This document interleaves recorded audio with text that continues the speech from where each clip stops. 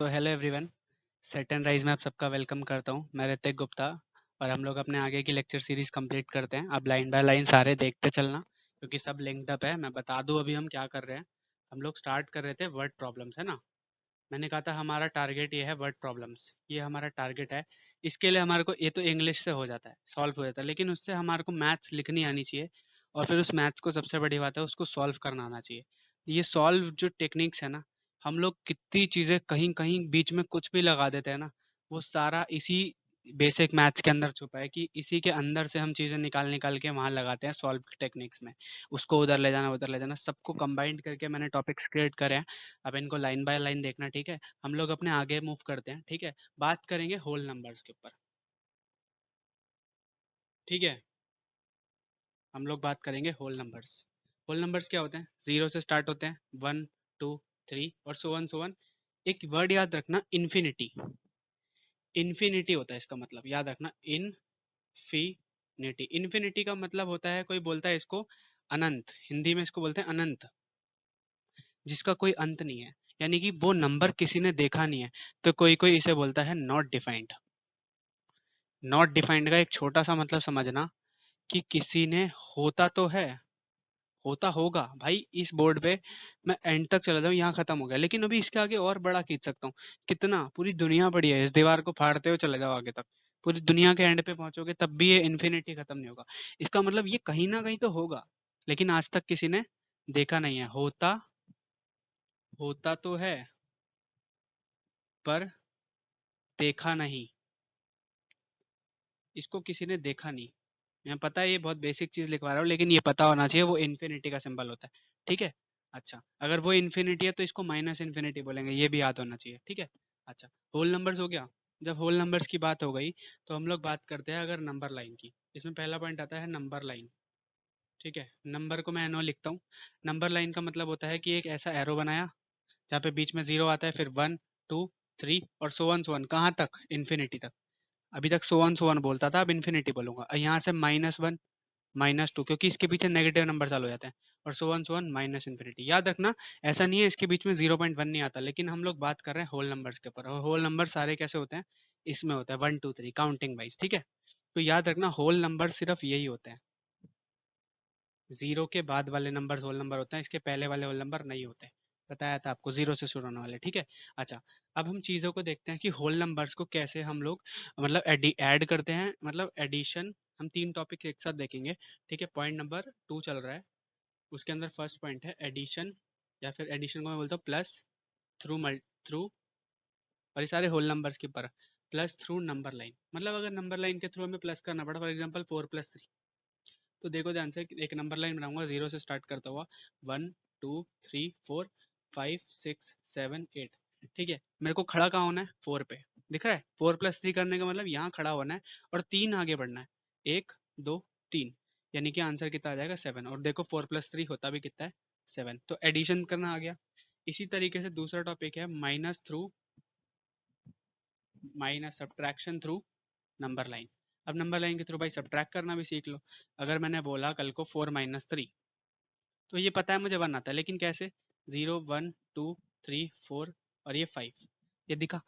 4 पे खड़ा हूँ और उसमें 3 माइनस कर दो, 3 पीछे आ जाऊँ, 1 2 3, दिखा, 1 आ गया। तो हम लोग नंबर लाइन के थ्रू भी चीज़ें कर सकते हैं। तो इसी का तीसरा पार्ट है multiplication through number line. Multiplication through number line. अब नंबर लाइन के थ्रू भाई मल्टीप्लाई करना भी सीख लो। नंबर लाइन के थ्रू मल्टीप्लाई कैसे होता है? अगर मैंने मान के चलो कभी लिखा 4 × 3, मुझे ये लिखना है, 4 × 3 जो होता कितना है? 12, लेकिन कैसे आएगा? ध्यान से देखो, 0 1 2 3 4 5 6 7 8 9 10 11 12 और 13 मान लेते हैं, ऐसे चलता है, ठीक है। 4 पे खड़े हैं, ध्यान से देखो, इसको लिखने के दो तरीके, 4 × 3 लिखने के दो तरीके मैं बता रहा हूँ। पहला तरीका, मैं इसको लिख सकता हूँ 1 + 1 + 1 + 1, देख रहा है? 1 + 1 + 1 + 1, 4 को ऐसे लिख दिया और इंटू 3 कर दिया। दूसरा तरीका कैसे लिख सकता हूँ? इसको मैं लिख सकता हूँ 4 × 1 + 1 + 1, दिख रहा है? तो ये एक, ये इससे भी मल्टीप्लाई होगा, इससे भी मल्टीप्लाई होगा, इससे भी मल्टीप्लाई होगा। इसको आगे चल के मैं डिस्ट्रीब्यूटिव लॉ पढ़ाऊंगा, ठीक है। इसको बोलते हैं 4 + 4 + 4, दिख रहा है? 4 को पहले इससे करा, 4 × 1 = 4, प्लस बीच का साइन ये वाला, 4 वन ज़ा 4 वन ज़ा, इसका आंसर आ जाएगा 12, दिख रहा है? यानी कि 4 को 3 बार ऐड कर दो, तो देखो 4 है, अब 4-4 का गैप है, 1 2 3 4, अगला नंबर 8 पे पहुंचेगा, 1 2 3 4, अगला नंबर किससे पहुंचेगा? सॉरी सॉरी सॉरी, फिर से बताता हूँ, इसमें क्या है, 4 पे नहीं खड़े, इसमें 0 पे ही खड़े हैं, और 4 आगे पहुंचे, 1 2 3 4, तो यहाँ पे पहुंचे, 4 के बाद और 4 आगे पहुंचे, यहाँ पे पहुंचे, क्योंकि ये स्टार्टिंग से काउंटिंग होती है ना? 4 जोड़े तो 4 0 से जोड़े, फिर आगे बढ़े, 4 पे बढ़े तो 12 आ गया, दिखा? लेकिन इसको देखो कैसे बोलेंगे, 3 प्लस 3 प्लस 3 प्लस 3, अभी कैसे आएगा, कोई कंफ्यूज हो रहा होगा, थोड़ा रुक जाए। 3 को 4 बारी जोड़ दिया तो ये भी आंसर 12 ही आएगा। तो अगर मैं नीचे से देखूँ तो 3 यहाँ तक पहुंचा, फिर 3 यहाँ तक पहुंचा, फिर 3 यहाँ तक पहुंचा, और 3 यहाँ तक, यानी कि इस तरीके से मल्टीप्लाई हो जाता है। आई होप ये सब क्लियर होगा। अगली हेडिंग डालो, ठीक है, जो आपको अब समझ में आएगा। वहाँ कुछ लॉज होते हैं अलजेब्रा के ना, ये लॉज है ना जो, ये हर जगह यूज हो जाते हैं, कहीं पे भी इनके नाम याद रखना। पहला लॉ होता है commutative law, commutative law, spelling देख लेना, कॉम्यूटेटिव लॉ।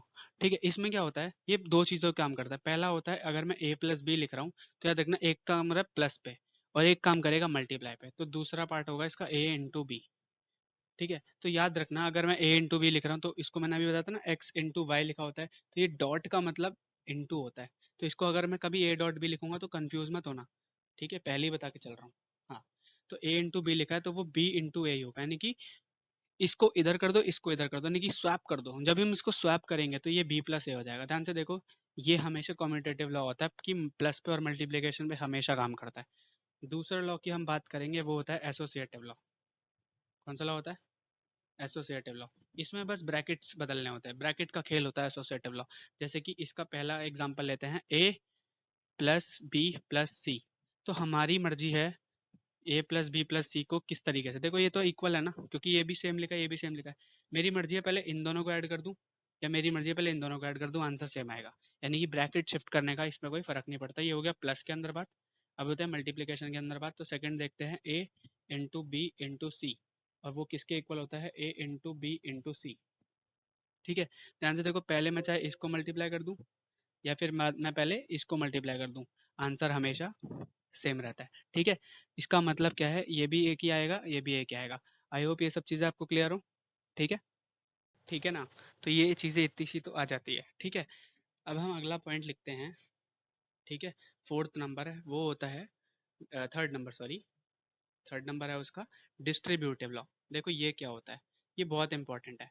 इसमें याद रखना, दो होते हैं, एक को बोलूंगा लेफ्ट डिस्ट्रीब्यूटिव लॉ, एक को बोलूंगा राइट डिस्ट्रीब्यूटिव लॉ। और ये क्या होता है, अगर मैंने कभी a इंटू बी प्लस सी लिखा, ध्यान से देखो कुछ नहीं लिखा बीच में, तो मल्टीप्लाई है, डॉट है तो मल्टीप्लाई होता है। और राइट डिस्ट्रीब्यूटिव लॉ होता है b प्लस सी को मैं ऐसे लिख दूँ और a को मैं यहाँ लिख दूँ, तो कुछ नहीं है तो बीच में मल्टीप्लाई है। तो ध्यान से देखो, पहले ये इससे मल्टीप्लाई होगा, मतलब मल्टीप्लाई इस पे डिस्ट्रीब्यूट हो रहा है, तो इसको ऐसे लिखेंगे a इंटू बी, और बीच में ये वाला साइन प्लस a इंटू सी, तो ये आ जाएगा ए बी प्लस ए सी। और ध्यान से देखो, ये बी ए प्लस सी बी सी ए, ठीक है, ये भी। और मैंने क्या बोला था, ये दोनों कम्यूटेटिव होता है, तो इसको ए सी भी लिख सकते हैं और इसको ए बी भी लिख सकते हैं उल्टा। तो ये देखो ध्यान से इक्वल है। तो इसको बनाया ही दो इसलिए गया है कि कभी ये दिया जाए तो हम पता कैसे लगाए कि लेफ्ट लगा कि राइट लगा, तो यहाँ से पता चलता है कि इस फॉर्मेट से यहाँ पे आए तो वो राइट करके आए, और इस फॉर्मेट से आए तो राइट। ये कैसे हुआ, ए को इससे मल्टीप्लाई करा, फिर ए को इससे मल्टीप्लाई करा, बीच में इन दोनों का साइन।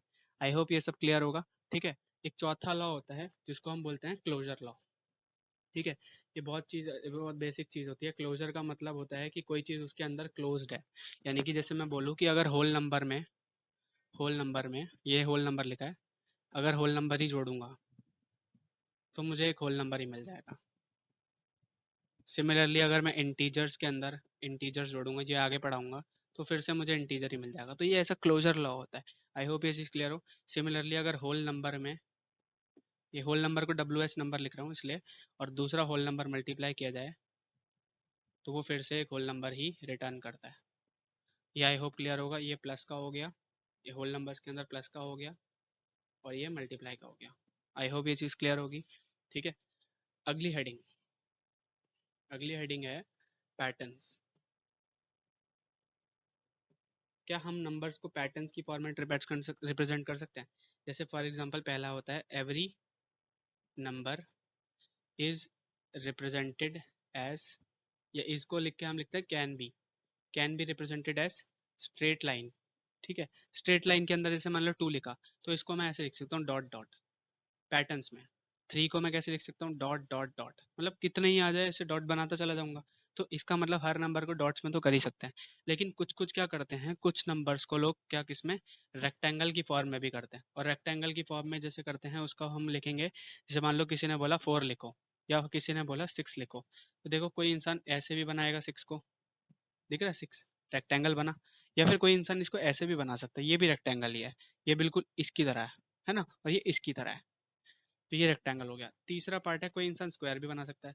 जैसे किसी इंसान ने बोला 2 को बनाओ, तो सॉरी 4 को बनाओ, तो 4 का इंसान कोई स्क्वायर ऐसे ही तो बनाएगा, ठीक है। अच्छा, चौथा है कोई इंसान ट्राइंगल्स भी बना सकता है। ट्राइंगल्स कैसे बनेंगे, जैसे मैंने वो लिखा 3, तो 3 का ट्राइंगल कैसे बनेगा, 1 2 3। और इसको बनाने का तरीका मैं ऊपर समझाता हूँ, ठीक है। ट्राइंगल्स वाला देख लो, क्योंकि 2 एग्जाम्पल दे देता हूँ। ट्राइंगल्स वाले में क्या है कि अगर मैंने बोला 3, तो 3 के अंदर पहले एक तरीके के 1 2 और एक बचेगा तो 3, यानी कि ऊपर वाले से एक कम ऐसे ऐसे करते चले जाते हैं, मतलब नीचे ऊपर वाले से एक ज़्यादा नीचे होता है। इसी तरीके से 10 बना सकते हैं, दैन से को 1 1, ठीक है, 2, या फिर ऐसे बोलो 1 2 3 4 5 6 7 8 9 10, देखा 10 बन गया ना, ये ट्राइंगल बना। तो इस तरीके से भी पैटर्न वाइज इंसान चलाता है, ठीक है। आई होप ये सब चीज़ें क्लियर होंगी, ये बेसिक है, ठीक है। इसके बाद हम लोग प्योर अलजेब्रा के अंदर एंटर करने वाले हैं, ठीक है। वहाँ तक आप अपने इन कॉन्सेप्ट को स्ट्रॉन्ग कर लेना। बार बार बता रहा हूँ, ये सॉल्विंग टेक्निक्स हैं, ये आज नहीं समझ में आएगा मैं क्यों पढ़ा रहा हूँ, लेकिन जब आप मेथड्स के अंदर लगाओगे, इन चीज़ों को सॉल्व करोगे, और साथ में कुछ कुछ बेसिक चीज़ें जो इंसान को एक पता होनी चाहिए, वो चीज़ें बता रहा हूँ, ठीक है। तो आई होप आपको सबको क्लियर होगा, ठीक है। आगे के लिए आपको ऑल द बेस्ट, ठीक है। सारी बेस्ट विशेस आपके साथ हैं, और अच्छे से पढ़ाई करो, ओके। बाय।